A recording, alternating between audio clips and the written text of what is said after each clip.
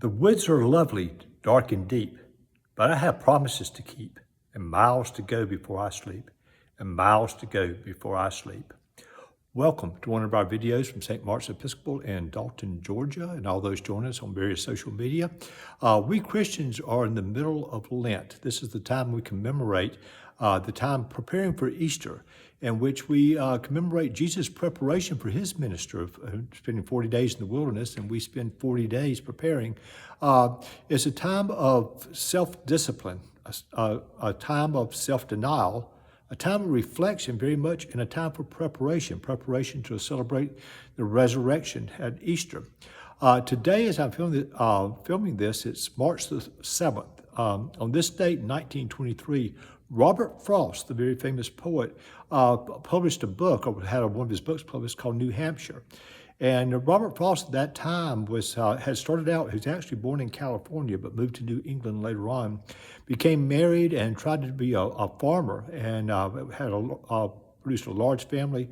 So he could not support his family being a farmer. He was a very poor farmer and failed economically, and so he moved to England to try to become a poet. And he had some success over there and got a few poems published. So World War I was coming up, and he decided he wanted to leave England, so he moved back to New England and up to New Hampshire, and that's where he started another farm, but also started writing poetry and had success that was commemorated by this book that came out, like I said, in 1923.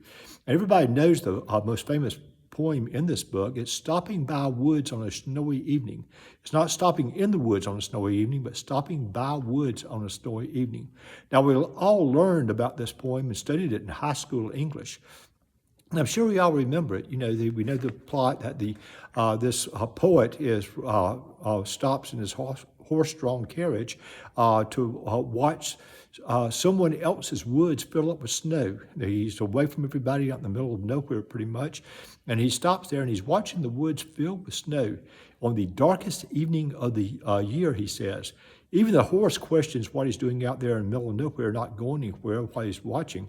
But the poet is watching, listening to the sound and the sweep of the easy wind and the downy flakes.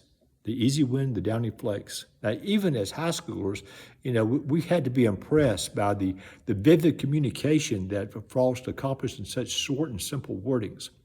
In Lent, we Christians are asked to pause, to reflect, to listen to God. But like the poet, we know this reflection is supposed to lead to action. We are preparing for Easter. Our reflection is intended to become a rededication of ourselves to Christ and to Christ's work on earth.